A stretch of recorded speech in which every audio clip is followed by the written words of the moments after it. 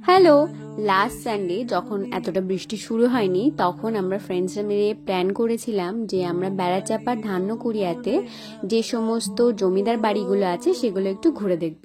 তো আজকে তারই ভিডিও তোমাদের সাথে শেয়ার করব। আমাদের সবার ওই দুপুর 12টার সময় দেখা করার কথা, বেশি লেট করা যাবে না, তাই জন্য তাড়াতাড়ি করে রেডি হচ্ছি। বেশি কিছুই সাজগোজ করব না, শুধু একটু ময়শ্চারাইজার, সানস্ক্রিন, একটুখানি ব্লাশ, কাজল আর লিপস্টিক, এই তো এইটুকু করলেই আমার সাজ পুরো কমপ্লিট। আমার ব্রেকফাস্ট তো করা হয়ে গেছে, কিন্তু সকাল থেকে এখনো চা খাওয়ার সময় পাইনি, তাই রেডি হতে হতে মা একটু চা বানিয়ে দিয়ে গেল, সেটাই খাচ্ছি।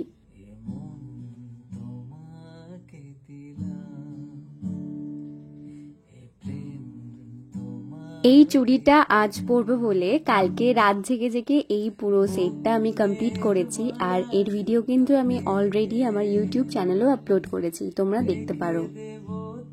এই তো কথা বলতে বলতে আমি কমপ্লিট রেডি হয়ে গেছি, আর বেরিয়ে পড়ার সময় তো জানতাম না যে এক্ষুনি আমাকে হেলমেট পরতে হবে, তাই কানেরটাও খুলতে হবে আর চুলটাকেও বেনুনি করে নিতে হবে।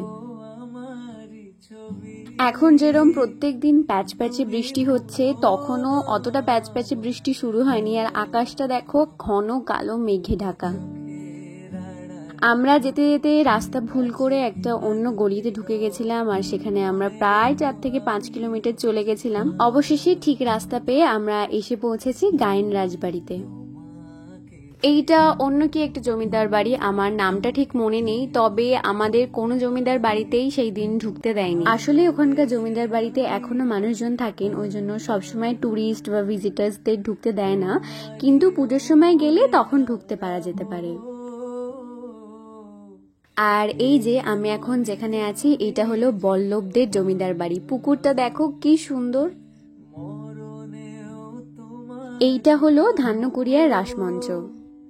আমরা সবাই সেই সকালবেলা ব্রেকফাস্ট করে বেরিয়েছি, আর সকলেরই ভীষণ খিদে পেয়ে গেছে, তাই জন্য আমরা চলে এসেছি এখন খেতে। এইটা হলো বসিরহাটের সোনা হোটেল, তো চলো গিয়ে দেখি এখানকার খাবার দাবার গুলো কেমন।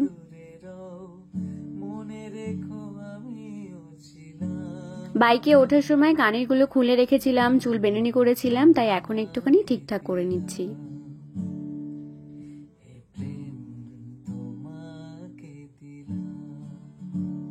কথা বলতে বলতে এখানে আমাদের প্রথম স্টার্টারটা সার্ভ হয়ে গেছে। এটা ছিল মালাই চিকেন টিক্কা কাবাব গোছের কিছু একটা, তবে এটা কিন্তু দুর্দান্ত খেতে ছিল।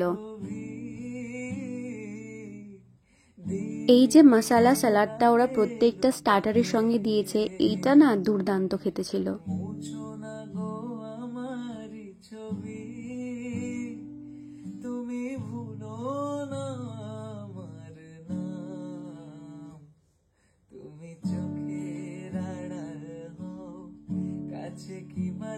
এই মকটেলটা আমি ফার্স্ট টাইম ট্রাই করলাম, ভার্জিন গোয়াভা পাঞ্চ।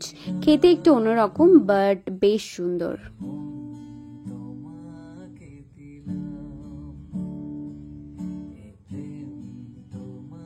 এরপরে আমাদের সেকেন্ড স্টার্টার চলে আসলো। এটা দেখতে কিছুটা চিকেন হরিয়ালি কাবাবের মতন, তবে এটা কিন্তু চিকেন হরিয়ালি কাবাব ছিল না, এর কি একটা নাম ছিল সেটা আমি ভুলে গেছি। এইটা খেতেও বেশ টেস্টি, তবে আমার চিকেন মালাই কাবাবটাই একটু বেশি ভালো লেগেছে।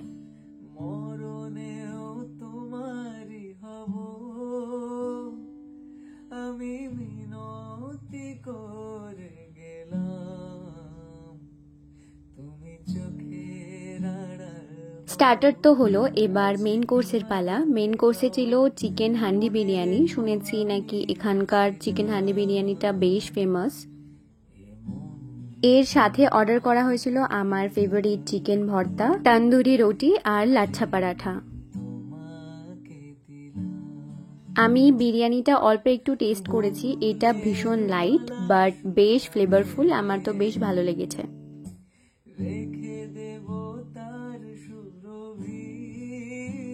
তবে মেন আমি যেটা খেয়েছি সেটা হলো এই তন্দুরি রুটি আর চিকেন ভর্তা। এইটা খেতে আমি ভীষণ ভালোবাসি, চিকেন ভর্তা আমার ওয়ান অফ দি ফেভারিট।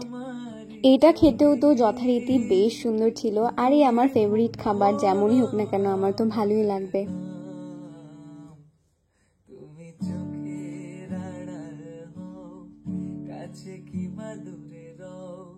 খাওয়া দাওয়া করে বেরোতে বেরোতে আমাদের প্রায় 4:45 বেজে গেছিল। আর এইদিকে কিছু দূর যেতে না যেতেই মুষলধারে বৃষ্টি। আমাদের কাছে তো রেইনকোটও ছিল না। প্রায় 4 থেকে 5 জায়গায় আমরা দাঁড়িয়েছি, কিন্তু বৃষ্টি থামার নাম নেই। এইদিকে বাড়ি পৌঁছাতেও তো তাহলে অনেক দেরি হয়ে যাবে, তাই আমরা আর দাঁড়াইনি, বৃষ্টির মধ্যেই বেরিয়ে পড়েছি।